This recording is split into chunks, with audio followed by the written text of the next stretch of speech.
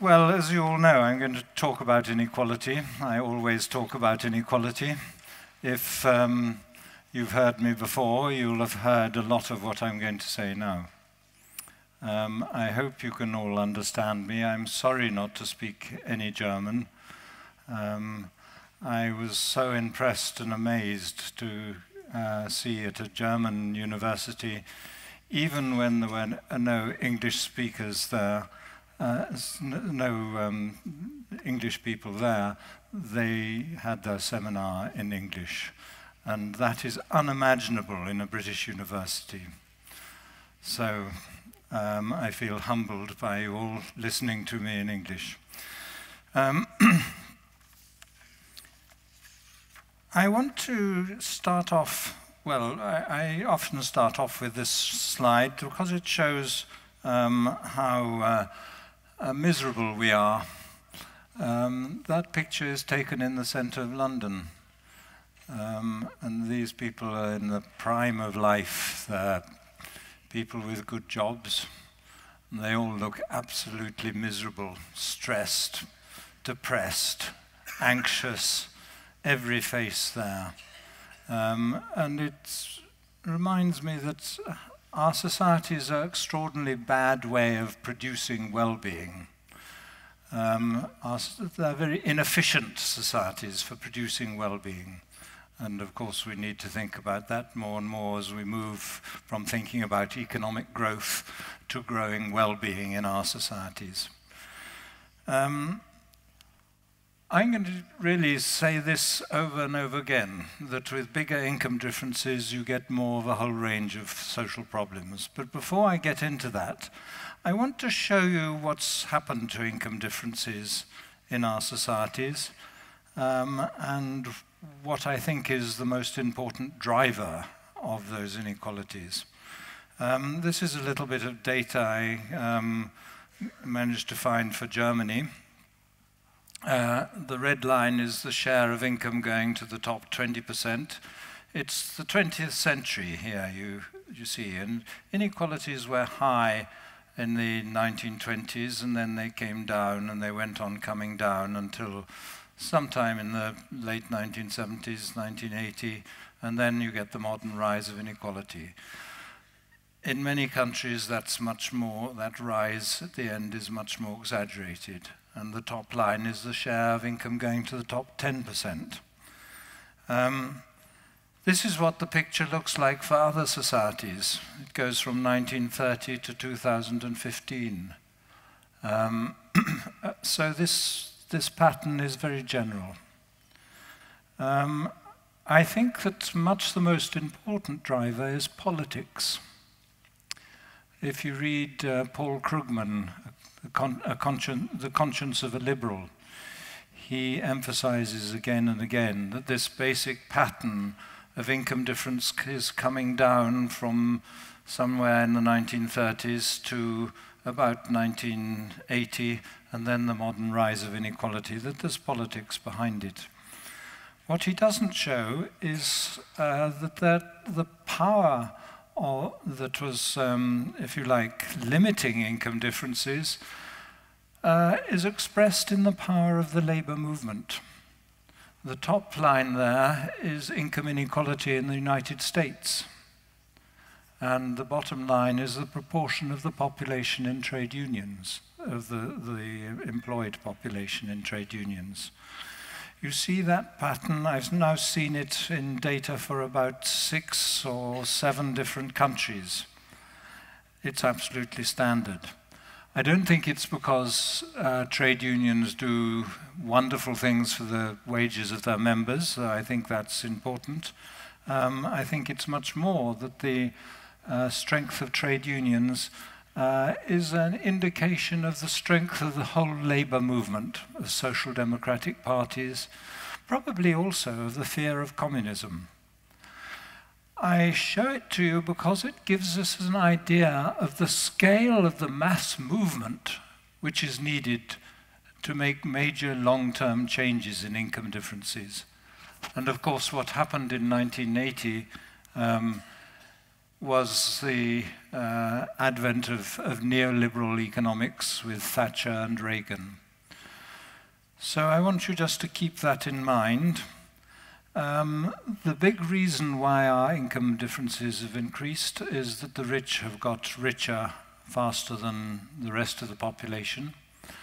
It's happened less in Germany than in many other societies. This graph shows income differences within the largest 350 American companies. And it compares the income of the CEO, the chief executive officer at the top, with the average production worker. And you see in around 1980, they were getting 30 or 40 times as much as the average production worker. But by the beginning of this century, they were getting 200, 300, or 400 times as much. So there's been that huge growth of income differences actually within the same companies. And the main driver of that inequality is the private sector. It's beginning to spread to the public sector, but the real problem is in the private sector. And for people who think that these CEOs at the top earn their large sums, this is a paper in which they looked at the biggest 429 companies in the United States. And they look at returns to shareholders in those companies. They divide them between the CEOs who are in the top half of earnings and the CEOs who are in the bottom half of earnings. So the top line is the less well-paid CEOs, where their companies are getting bigger returns. So the best paid CEOs, their companies actually do less well. So we shouldn't be misled by an idea that these people need that they earn their vast salaries. And I think now that we must try and expand all forms of economic democracy. I think Germany has some quite good legislation for employee representation on remuneration committees and company boards. The countries that do worst on these inequalities have no legislation like that. But for me, the next big step in human emancipation is economic democracy of all sorts of different kinds. I don't know which works best, but reports from the Harvard Business School, for instance, say that more democratic companies have higher productivity. Okay, I'm going to finish talking about what's happened to inequality and the drivers and get into the main substance of my talk. Many people think that the important reason why we are all healthier than people were 50 or 100 years ago is because of modern medicine. That's not the most important reason. As you see here, healthcare is only about 10% of the differences in health. Up here, genetics, only about 5%. Behavioral factors, things like smoking and exercise and diet, 30%. But the biggest bit is these social conditions in which people live. And of course, I would call these behavioral factors also social. So we've got 80 or 90% social things.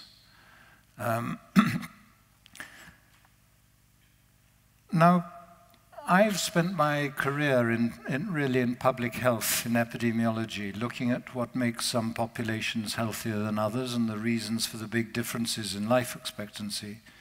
In almost any city, you find, if you compare life expectancy in small areas, small neighborhoods, you find that the richest have life expectancy usually 5 years more, maybe 10 years more than the poorest areas in the same city.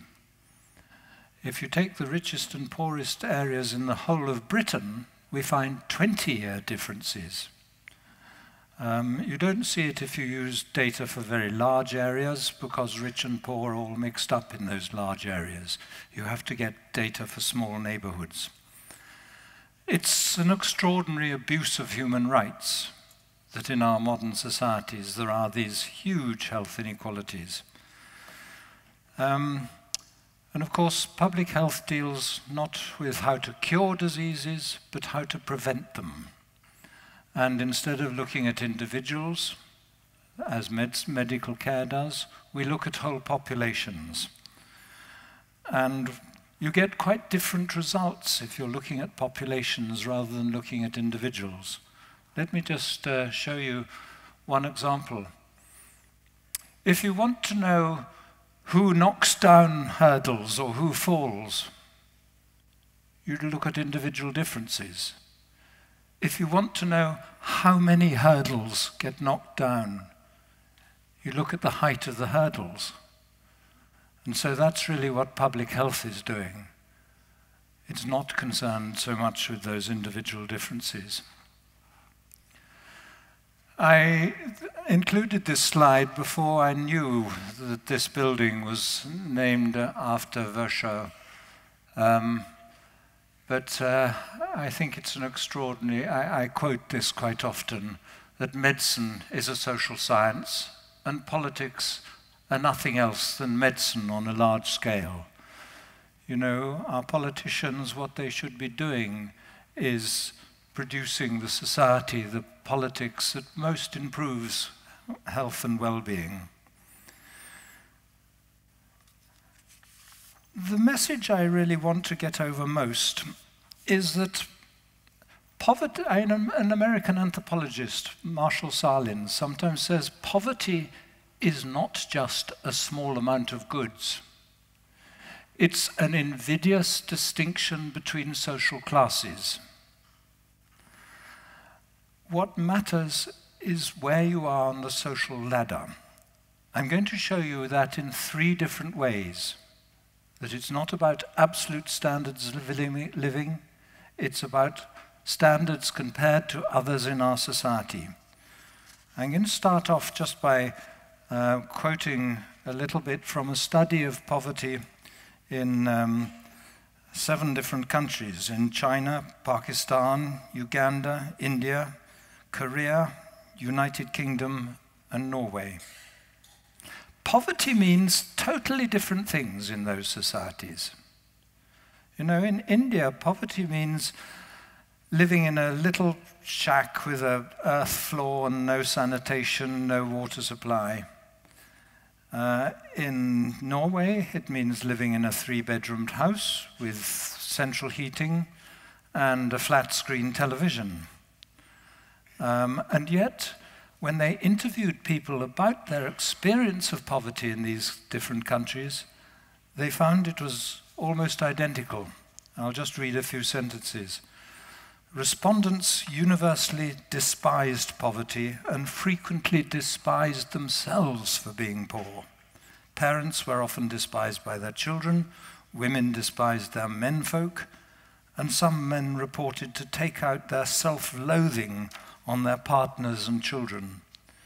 Despite respondents generally believing that they had done their best against all odds, they mostly considered that they had both failed themselves by being poor and that others saw them as failures. This internalization of shame was further externally reinforced in the family, the workplace, and their dealings with officialdom. And the same passage goes on to talk about how even children experience this same sense of shame at school and so on.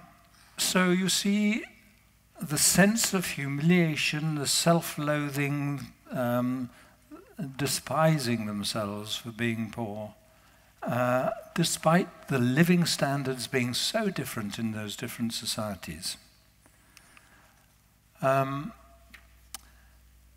We, in working on health inequalities in different societies, were enormously helped when we realized that people had been working with monkeys looking at the effects of social status amongst animals. Carol Shively keeps animals in captivity. She gives them the same food, whether they're high or low status. They live in the same compounds, so there are no material differences between them at all. High status and low status animals have exactly the same food and conditions. And there she's pointing to the artery of a low status animal. And you can see how it's becoming occluded. And next to it, on the left, is artery of a high status animal. And so she shows these effects of status differences even when there are no material differences. And we were enormously informed, I suppose, realizing that many of the observations made amongst human beings, according to social status, actually observed in monkeys under those experimental conditions. She can also, I didn't say, she can also move animals between groups. So an animal might be a low status animal in one group, and you move it and it becomes a higher status animal. So even under those conditions, you can see the effects, stress effects basically, of social status differentiation. And Robert Sapolsky is a I think he calls himself a neuroendocrinologist at Stanford University, who studies baboons in the Serengeti. And he has made very similar observations about the effects of status differences amongst the animals. He darts them, and while they're unconscious, he takes a blood sample, and then in a minute or two later, they come round, and so. But that's just one more example of what happens when there are no material differences. This is an experiment with Indian children from different castes, different Indian castes. There are high and low caste children. And they are asked to do a little pen and paper test. And they see how many they can do in a given time. When they don't know each other's caste, the high and low caste children do equally well.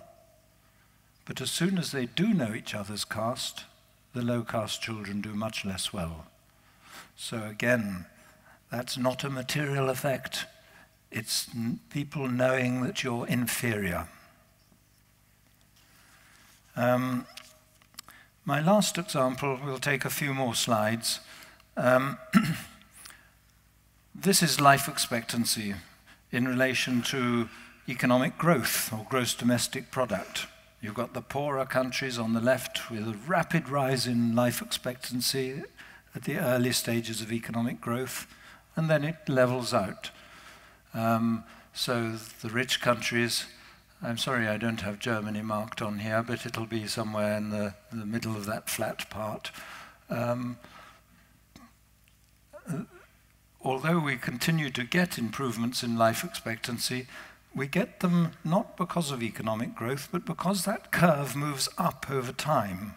So even if you're stuck on $35,000 per capita, you will still get the improvements in life expectancy. It's not a ceiling effect. We haven't got to the limits of human life expectancy. With every 10 years that passes, we all get another 2 or 3 years life expectancy.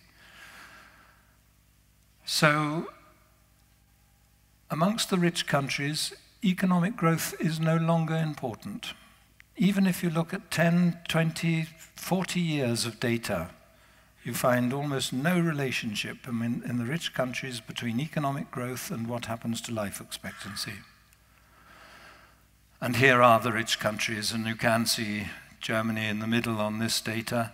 I'm afraid it's not the most up-to-date data, it's from our book. And you see that Norway and USA twice as rich as Israel, Greece and Portugal, and it doesn't make any difference at all to life expectancy.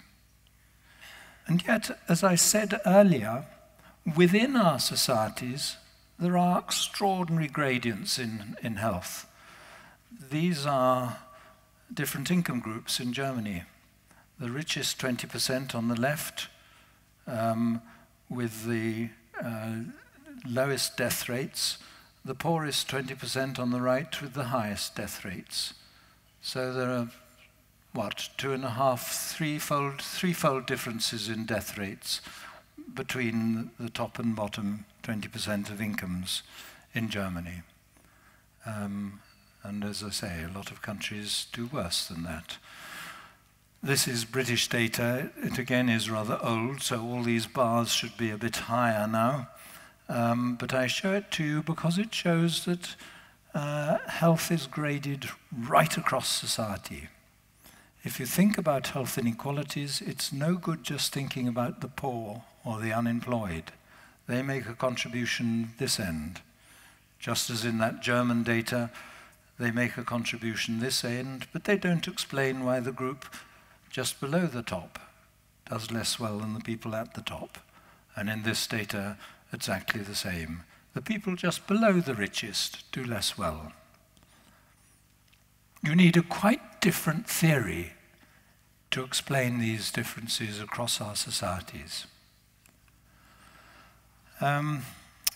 So, the effects of inequality. People since the French Revolution have had an intuition that inequality is socially damaging, divisive, socially corrosive. But it's always been a sort of private belief, a private hunch, an intuition. But now we can get income differences for different societies. We can actually look at the data. This is downloaded from the UN Human Development Report. And the measure we took, just because people understand it, is how much richer the top 20% than the bottom 20% in each society. And you see in the most equal societies, the top 20% are getting 3.5 or 4 times as much as the bottom 20%. That's Japan, Finland, Norway, Sweden, Denmark. Germany,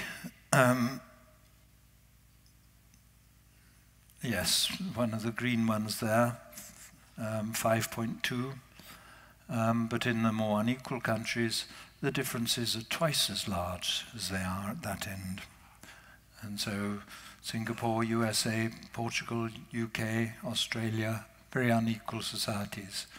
We got data for a whole range of health and social problems. We didn't put it together, we just downloaded it from WHO or OECD on all these things, and we put it into one index. And here's that index in relation to the inequality measures I've just shown you.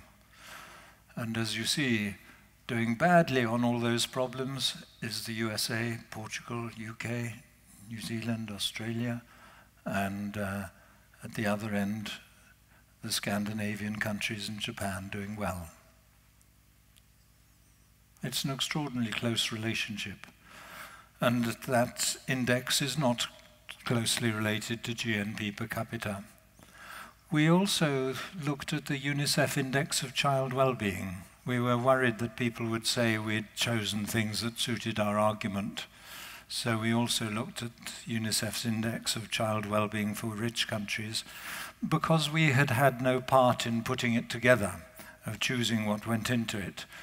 And in fact, they put in about 40 different measures of child well-being. So whether children can talk to their parents, whether there is bullying and conflict at school, how they do in the maths and reading tests. They have data also, I think, about drug abuse and teenage births and immunization rates. They all go into it.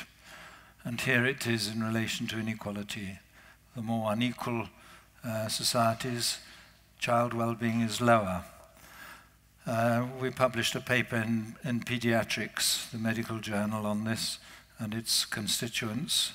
But we also looked at an earlier UNICEF index 10 years earlier, and published another paper on that. But then in this pediatrics paper, we looked at changes over 10 years and showed that what happened to child well-being was predicted by what had happened to inequality. Let me just run very quickly through a few more examples. This is teenage birth rates, and the very big differences. You see on the vertical axis at the bottom, the far side, there are about, 5 births per 1,000 women in their teens. Germany, you see, it's about, just under 15. The UK had 30, USA 50. This is imprisonment, the proportion of the population in prison. It's a log scale up the side, so it's harder to judge the intervals. Japan actually is about 40 prisoners per 100,000 population, and USA is over 400. So tenfold differences in the proportion of the population locked up in different societies. And quite extraordinary. This is mental illness. Figures from WHO. They are not people going into the doctor and saying they're depressed or hospital or whatever, because those figures would be too influenced by how you access medical care in different countries. WHO, in order to allow us to compare levels of mental illness, used diagnostic interviews on random samples of the population. So you weren't asked, have you been diagnosed with depression? You were asked about your sleeping patterns, your sense of self-worth, your sense of purpose, all sorts of things like that that have been found to be a diagnostic of different mental illnesses. And you see there's a sort of about a threefold difference in rates of mental illness between top and bottom related to inequality. This one is bullying. No, sorry, this one's social mobility. It's an important one because people often say that income inequalities are fair if everyone can find their right level in society. You know, the idea that you deserve to be rich because you worked hard, you moved up, or someone else deserves to be poor because they didn't. But what this shows is there is less social mobility in societies with bigger income differences between rich and poor. The measure of social mobility is the relationship between father and son's incomes, between generations. I'm sorry it's not mothers and daughters. We didn't find those figures because I think that the changes in women's economic activity rates have been so large. The important thing you can do is to reduce the income differences between their parents.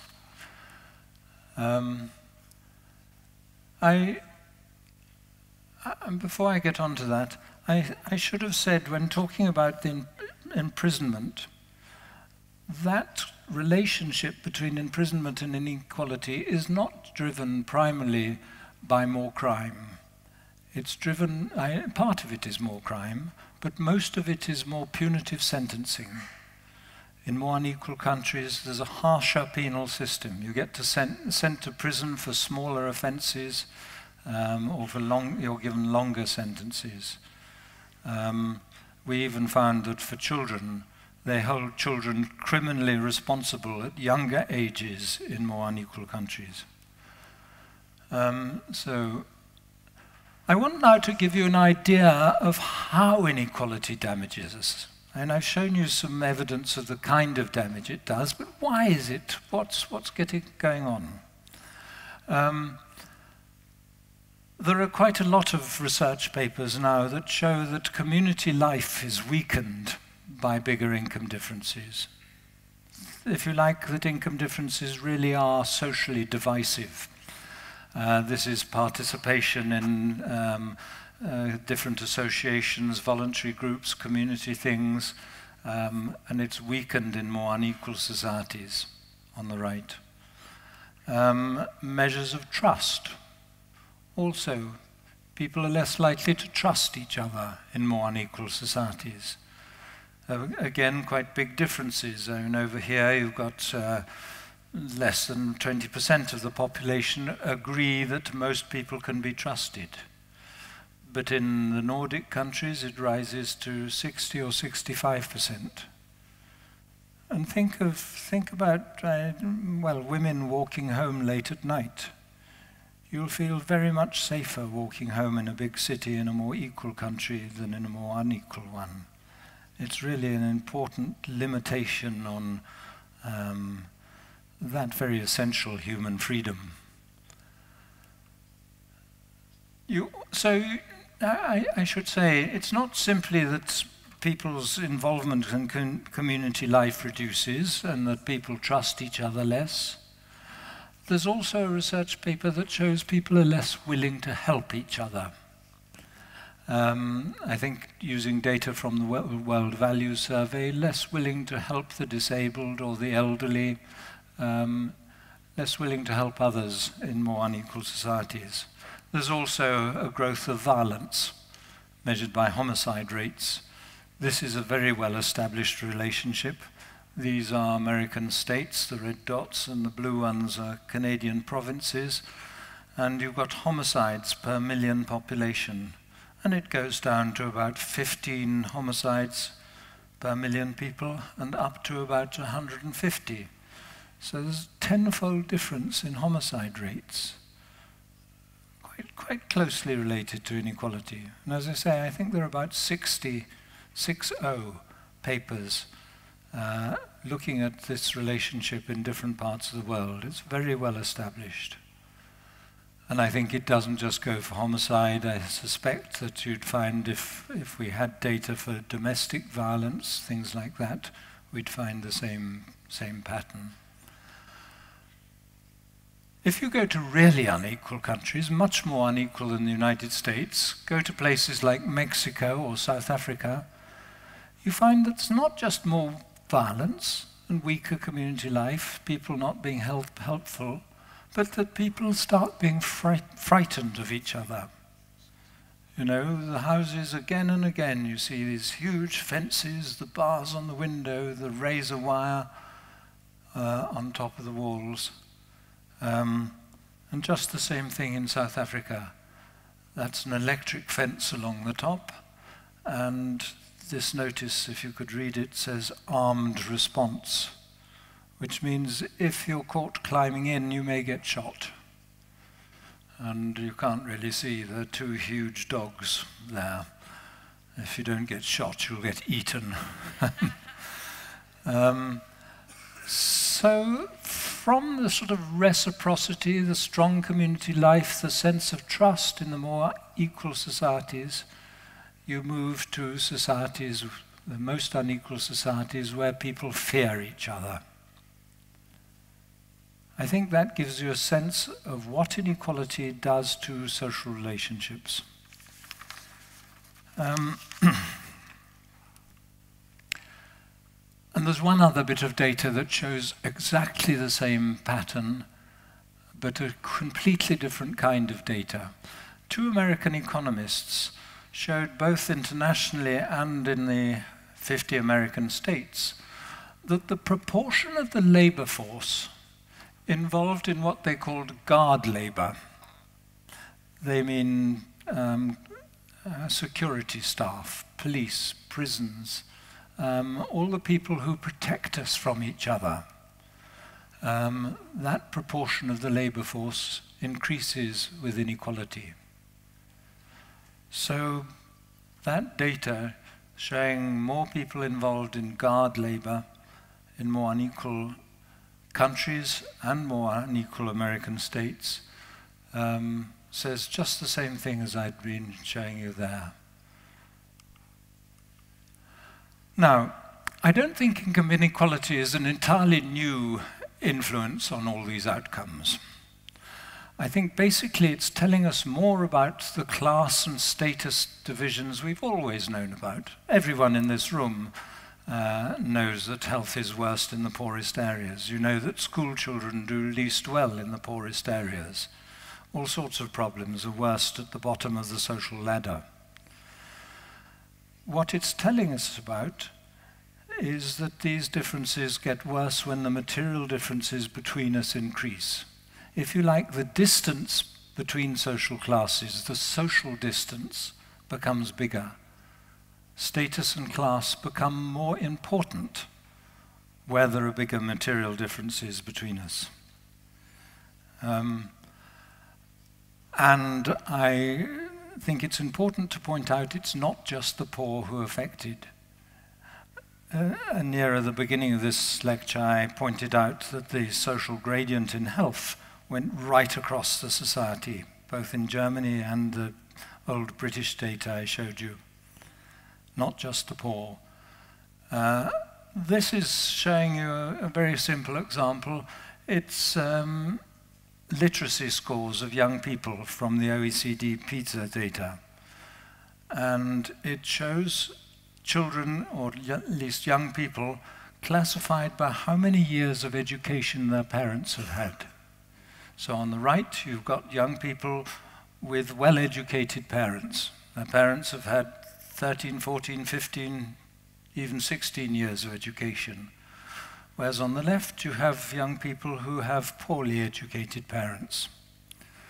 And you see, wherever you are, you do less well if you're in the more unequal United States than the more equal Sweden. It's not telling you that Sweden or the United States has more poor people. It's saying wherever you are, you do less well. We know of about 12 research papers that show the same sort of pattern in different outcomes. Colleagues at the Harvard School of Public Health, using multi-level models, they found that the effects of inequality go so far up the income scale that they called inequality a general social pollutant, because so many people affected, not just the poor. I think I'm going to skip this as I'm running late, but people working on the effects of health, on the effects of stress. Lots of experiments in which volunteers had been invited into a university's psychological laboratory and given stressful things to do while having their stress levels measured. And in this meta-analysis, they were interested to see what kind of stressful tasks most reliably push up your cortisol levels. You can measure it in saliva or in blood. And they find it is in tasks which include what they call social evaluative threat. Threats to self-esteem or social status, where others can negatively judge your performance. We're worried about each other's judgments of us. And in more unequal countries, you see that those kinds of worries increase. This is a paper on status anxiety. Along the bottom, you've got all the different income groups in each country. The poorest tenth of the population on the left and the richest tenth on the right.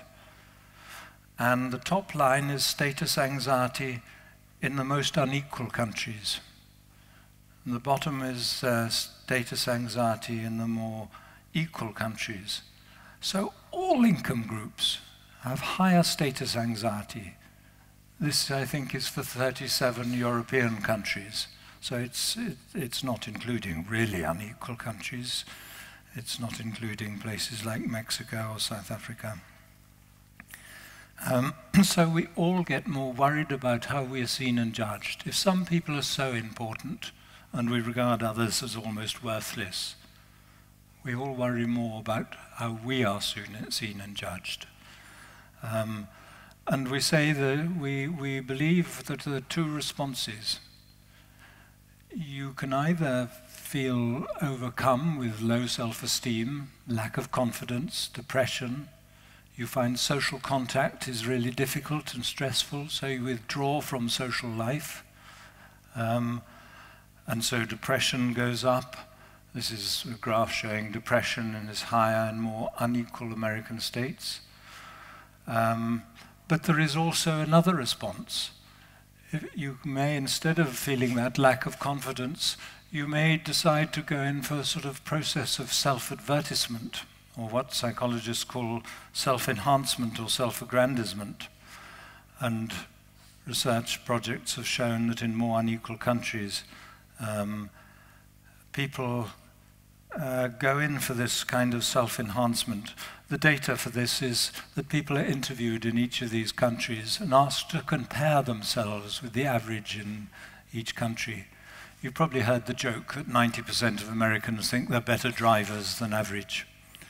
I don't know what proportion of Germans think they're better drivers than average, but in this you're asked, are you cleverer than other Germans? Are you more attractive?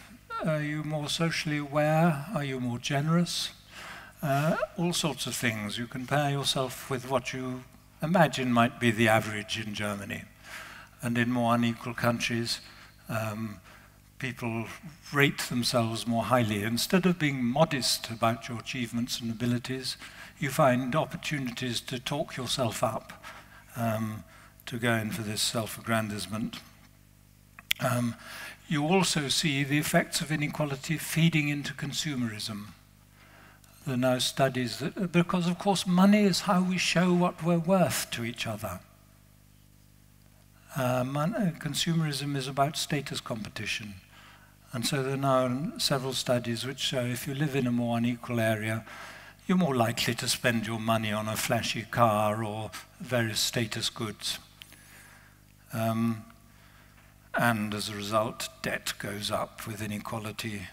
People save less, they spend more, they get into debt more, they work longer hours. I think I must, yeah, that is the end, so I'll stop there. Thank you.